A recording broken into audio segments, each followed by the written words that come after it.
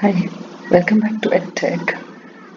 Today is the next series in line for grid column property series, or rather the grid series. So today we'll be talking about the grid column property.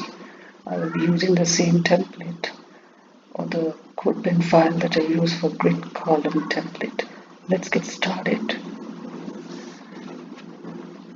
So there are 1, 2, 3, 4 columns, 2 rows, 2 rows, 4 columns. Okay, and for more reference for the styling, you can refer back to my tutorial on grid template columns. Okay, here we go. Let me start for showing you a trick regarding manipulation of the items. Dot item 1, dot item 1, grid columns,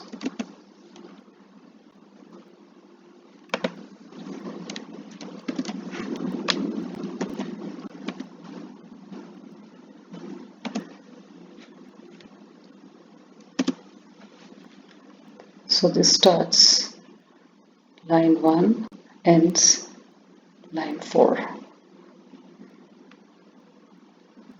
This is the shorthand for start and end. Start on line 1, start on 4. So had I said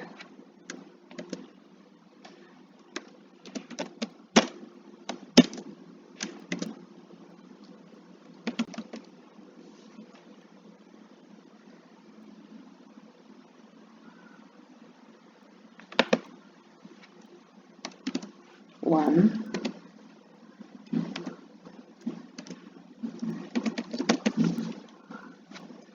column, and 4, and then save. This means the same thing. So the previous one is a shorthand when you use the slash here. Okay, next.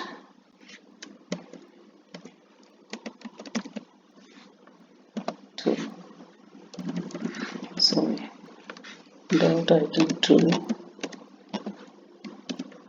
Oh, I'm sorry. Grid column.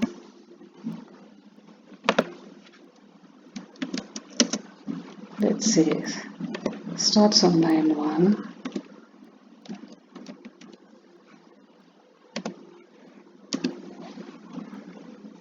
This is for item 2, which is bananas. Okay. So this starts on line 1, first line of the column, and then it will span 3 columns.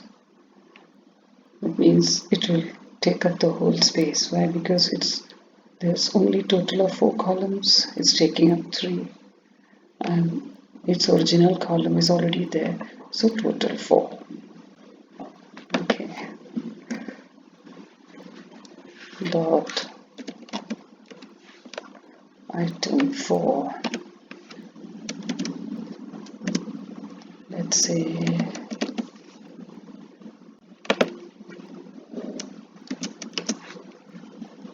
starts at 10, ends at 4. Next item, which is 4. So 1, 2, 3, 4.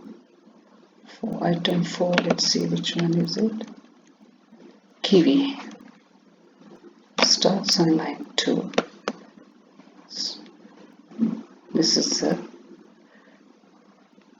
starting you cannot see because of the gap. So second, and then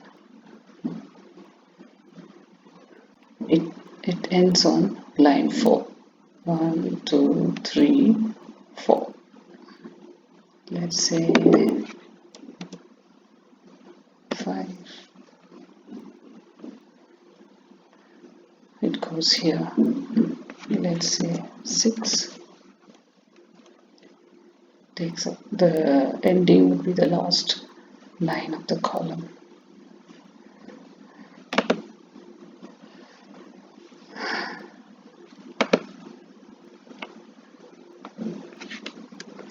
So what you can do is you can experiment with different positions and you can make different collages, photo gallery, kind of decorative items for your website using this grid column property by manipulating these items by changing the starting line, ending line, and by changing how many columns you span.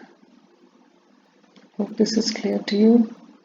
I'll be continuing with the series, so don't forget to subscribe.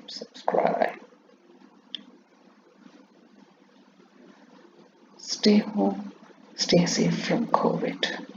Bye.